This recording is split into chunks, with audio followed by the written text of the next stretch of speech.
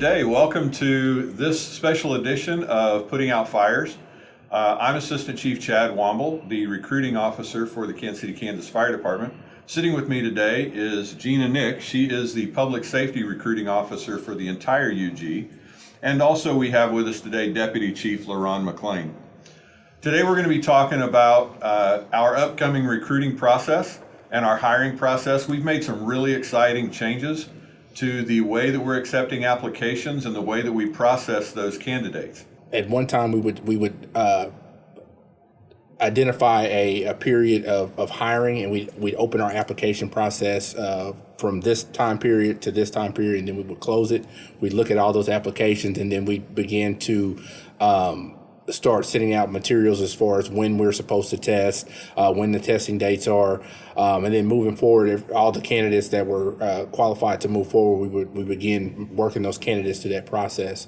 One of the things that we've done to improve this now, with the advent of Workday, we've been able to allow applicants to fill out their applications online as opposed to what they used to. They used to have to come pick up applications, or human resources would have to mail those applications out now. Now what they're doing is they can actually create a Workday account. With that Workday account, it allows them to be able to apply for all jobs within the unified government. It gives them a profile and things like that. And one of the major things that we've done with this particular hiring process, and something we plan to move forward is moving forward is keeping the hiring process open. And with Workday, we've been allowed to do that, or been able to do that. So we keep that process open, and we're constantly taking applications on a daily basis. So there's basically, I hate to say infinity, but we're taking applications all the time. So keeping that in mind, as we move forward and as positions begin to become available, we're able to interview, we're able to test, we're able to do a whole lot of things that we were not able to do in the past with such a limited system and having cutoff periods or cutoff time frames for accepting applications. As we looked at our hiring process, we consulted with Gina quite extensively because we knew that the police department and the sheriff's department did things a little bit different. One of the things that they do that is different than what we've done is they have a hiring process, or I should say a candidate evaluation process, about every month. At this evaluation process, the candidates have the opportunity to come in, do their physical ability testing that's required. They get to do their oral interviews and any written testing that's required for those positions with police and sheriff. We've never done that in the past. In the past, we've always had a single opportunity for a candidate to come in and do their testing, and they would come in and do their written testing. Then we'd have them come in again later and do their physical ability testing. And this created a barrier for many of our candidates that may be coming in from out of town. They had to take more time off of work and so forth, so we were able to eliminate a lot of that. What we're doing now, because our physical ability testing can be a little extensive to set up, we are actually going to go to a quarterly testing procedure. So from now on, like Chief McLean said, we are going to have an open-ended application period. So an applicant can apply for a position as firefighter EMT or firefighter paramedic or firefighter pending paramedic. Once a quarter, this next testing is January 24th of 2024. We are going to be doing all of our testing in one day. We're going to do our written testing, followed by our physical ability testing, including the aerial climb, followed by the oral interview panel. Not necessarily in that order. The order will change a little bit as we work through this process, but we're going to do that once a quarter. And once a candidate is successful in passing all of those tests, then they will go on to an eligibility list for us to proceed further from there with background checks and investigative periods that we have to do before we get to a conditional offer of employment. So this is important, these changes, because one, it makes it consistent with the police and sheriff, which we've been very successful in having a running list of applicants and potential for hire. Also, it makes it more candidate friendly. So if you want to apply now, but you don't want to test until April, we can do that. It gives you a little bit more flexibility with your planning. Also, if you don't pass either the written or the physical agility in January, you can come back in April and try those things again. Frequently, we see people that in the past would fail one of those things. They would have to wait until the next recruitment period to apply. This will be different in that this will give candidates more than one opportunity to get on with us. As Chief Womble said, we'll have an eligibility list that if this one doesn't work out for you, we can turn around and look at the next hiring. We're currently looking at hiring for a class to start in April, and then we'll reevaluate that past April to see how many more staff we need to fill positions. And if I may jump in here, Gina, one of the big benefits to the department is because we'll have a perpetual hiring candidate list, we'll be able to, when we determine that we have needed positions to fill, we'll be able to abbreviate the entire process from identifying our needs to filling our needs. It'll be much quicker. So we'll have that pool already available for us. Much of the testing will already be done. And this should help in delaying our dates from identifying a need to actually putting a firefighter on the street serving our community. That's a great point because it does. It really fast forwards the process. So if someone tests in January, instead of waiting until July or August to start with the department, we're looking at that April start date. So we're going to move folks through more efficiently and have them ready to work faster than in the past. And I'd really like to encourage our members of the department as well as members of the unified government and any potential candidates. We're really going to be hiring a large class this time. We've already identified that we need to hire 34 people for our next academy, scheduled to slated to start April 4th of 2024. And 34 is a rather large number. We haven't hired that many in one shot in quite a long time. We are certainly looking to hire as many paramedics as we can within that group. Paramedics that's where our greatest need is. However, realistically, there's a shortage of paramedics everywhere. So we are also looking at candidates that would fit the bill of pending paramedic, those that are already in paramedic school, but would be willing to start our academy and do both at the same time. And then, of course, we're looking for EMTs as well. One of the requirements for if you are an EMT and we hire you, I do want to make sure that we're quite upfront about this.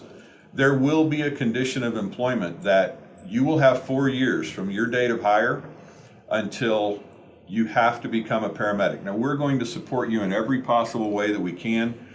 We're going to help you with getting enrolled, and we're going to facilitate that program in every possible way that we can to make sure that you're a successful member of the Kansas City, Kansas Fire Department for many, many years to come.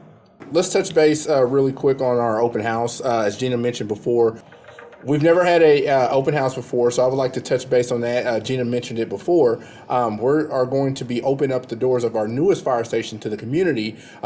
New Station 16, which is located in Pearson Park, 1900 South 55th Street, is sits right at 55th and Douglas, right at the edge of Pearson Park. One of the reasons why we have chosen to do this is because we believe that the community should have a very close look at who serves their community and how they live and how they work and the equipment that they use. With it being an open house, everyone is welcome to come or welcome to attend. The date for this is January the 13th from 11 a.m. to 1 o'clock p.m. So keeping this in mind, I believe we have hot dogs and things like Yeah, that. So we're going to have snacks and hot dogs and things like that. So if you're not busy that day, please come on out. One of the things we want to do is encourage recruits to come out as well. You can meet some of the firefighters that are already serving in the community, ask a few questions about the hiring process. You can meet Gina Nick. You can meet Assistant Chief Womble down here on the end. They will be very, very happy to speak with you and talk with you about what it takes to become a firefighter. So I'm going to go ahead and pass it over to Gina Nick, who's going to explain a lot of the details on what it takes to become a firefighter with the Kansas City, Kansas Fire Department. Right. So, as the chief said, this open house is not just for folks that want to apply this round, but maybe if you or someone you know are interested in becoming a firefighter, we'll be there and we'll talk to you about the steps that are necessary to become a firefighter with our department.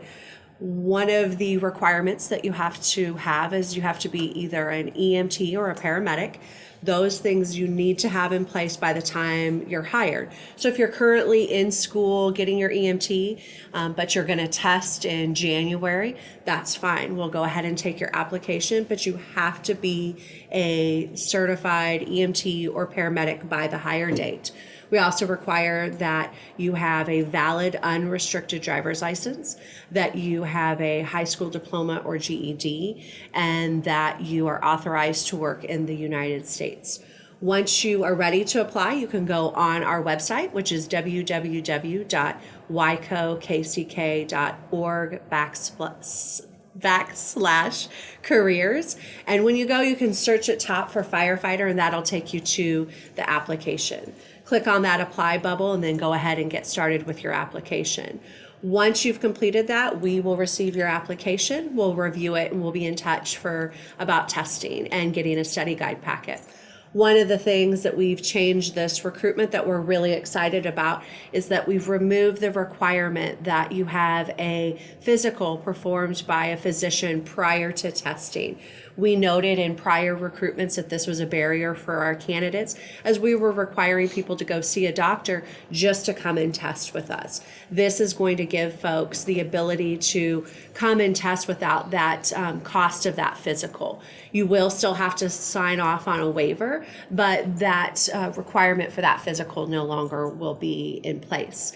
We also have made some exciting changes as far as accepting the CPAT. You want to talk about that change? Sure.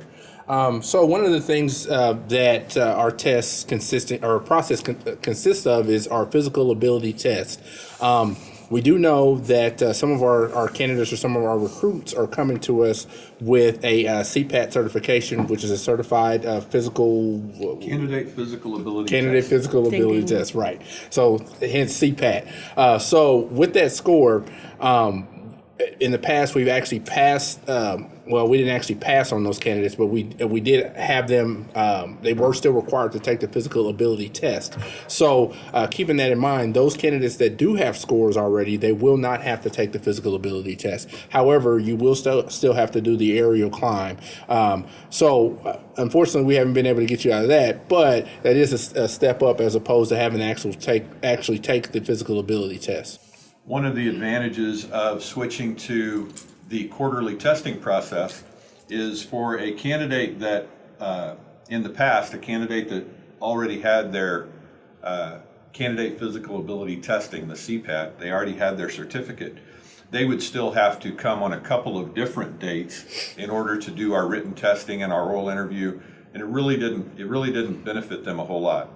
Now it will save time on the day of testing, and we're only going to require them to be here that one day for the pre-employment testing, which is the written, the oral, and then of course the aerial climb. They'll still have to do that.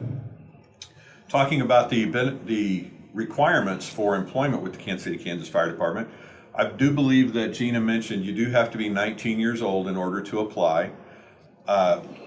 We do have other positions that will be coming available in the coming months for a firefighter trainee. That position has very specific requirements. You have to be a minimum of 18 years old, but no older than 25. And you have to have been a Wyandotte County resident for 12 months prior to the opening of that position. The intention of this is to foster homegrown members of the fire department and of the unified government employee community. And that We don't have any of those spots available now, but I get asked that question a lot. I want to make sure that everybody knows it is our intention the end of May to actually be starting another group of firefighter trainees. The purpose of that is we will hire them full time. We will pay them an hourly salary during their time as a trainee, and we will send them to EMT school. They'll have to go through all of the written and physical testing that our other candidates go through, but their requirement is going to be to become an EMT. After they finish their EMT training, they will then go right into our next fire academy that we host. We have a couple of our trainees watching today that are homegrown talent that will be part of our April class. They're very excited about that, right, guys? There they are. Looking good in those red shirts. Very nice, very nice. So I've been asked why would someone want to come work for the Kansas City, Kansas Fire Department? That's a really good question. I've been in the fire service here in Kansas City, Kansas for 28 years. I've spent my entire career here. I'm a original DOT. I've lived here for my entire life. I have no intention of ever leaving. When I retire and I can leave Wyandotte County, I don't plan on it. This is home. This is where my family is. I love it here in Wyandotte County. When you work for the Kansas City, Kansas Fire Department, you become part of another family. We basically live together for a third of our lives. We work every third day, and while we're there, this is where we spend our day. We do things at the station that you do with your family.